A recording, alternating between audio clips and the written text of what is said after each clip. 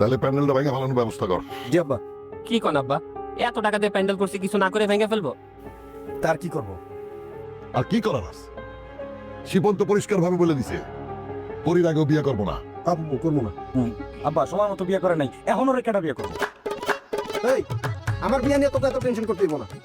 Tension করতে হয় না ভাইয়া, টেনশন করি না, টেনশন অটোমেটিক আয়া পড়ে। তোর চুলের দিকে তাকাইছস খালি?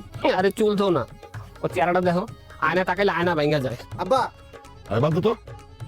আচ্ছা আব্বা যেটা করছিস তাহলে কর, বেঙ্গালা। আব্বা একটা উপায় আছে। কি উপায়?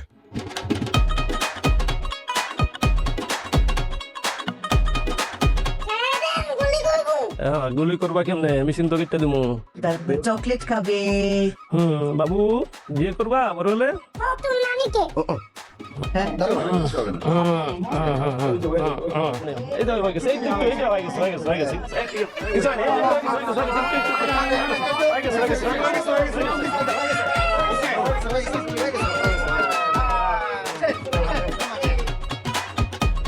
ভাই কি হয়েছে দাদু ভাই?